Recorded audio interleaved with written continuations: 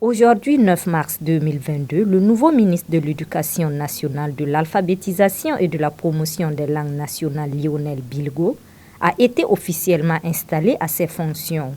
À cette occasion, ses futurs collaborateurs disent être prêts à l'accompagner pour l'atteinte des objectifs. Il n'est pas question pour moi de faire un bilan des actions menées au niveau du ministère, encore moins de passer en revue les enjeux et les défis du département.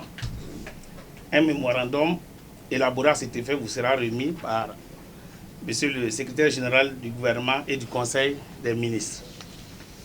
Je voudrais terminer donc mon propos en disant que le chantier de l'éducation est très vaste et les défis énormes. Mais fort heureusement, vous avez un personnel compétent, dévoué et dynamique. Et c'est justement ce personnel qui me charge de vous rassurer de sa disponibilité à vous accompagner pour l'atteinte des objectifs.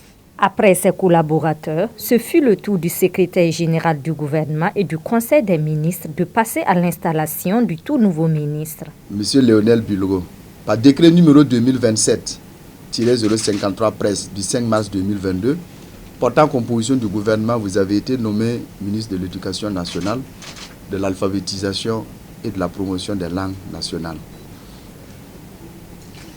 C'est une grande confiance qui a été placée en vous, certainement au regard de votre intégrité, de vos compétences et de votre expérience, de votre vision. Mais en même temps, c'est une grande responsabilité que vous allez désormais assumer, celle de conduire avec succès un secteur aussi important et aussi stratégique de notre pays. Sur ce, Monsieur Lionel Bilgo, au nom de leurs excellences, Monsieur le Président du FASO et le Premier ministre, je vous déclare solennellement installé dans vos fonctions de ministre de l'Éducation nationale, de l'alphabétisation et de la promotion des langues nationales. Félicitations et plein succès dans votre mission. Merci. Je vous remercie. Merci beaucoup. D'accord.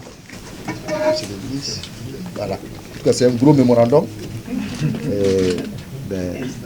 Voilà, le certificat de prise de fonction, la déclaration des biens de l'ASE.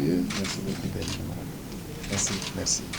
Merci beaucoup. Le nouveau ministre, quant à lui, promet de travailler à l'accomplissement de la mission qui lui a été assignée avec dévouement. Comme un serviteur, je viens humblement joindre mes mains aux vôtres pour affronter les grands défis de notre noble ministère. Mesdames et messieurs, chères collaboratrices et collaborateurs, je prends ma fonction dans un contexte particulier.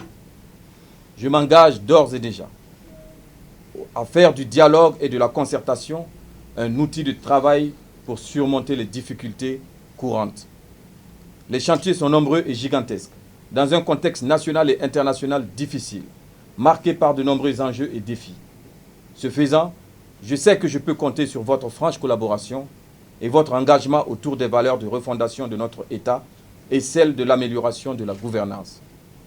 L'implication de toutes les forces vives de la nation, y compris les partenaires techniques et financiers, les partenaires sociaux, l'ensemble des acteurs du système éducatif est nécessaire pour parvenir à une éducation de qualité, une éducation au service du vivre ensemble et du développement.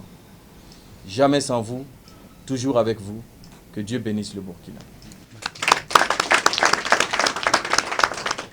Les ministres doivent être intègres, impartiaux, de bonne moralité et des modèles de probité de travail. Ils doivent rester constamment à l'écoute de leur département ministériel, sans faiblesse, mais avec un management empreint de responsabilité, d'équité et pragmatisme, a conclu le secrétaire général du gouvernement.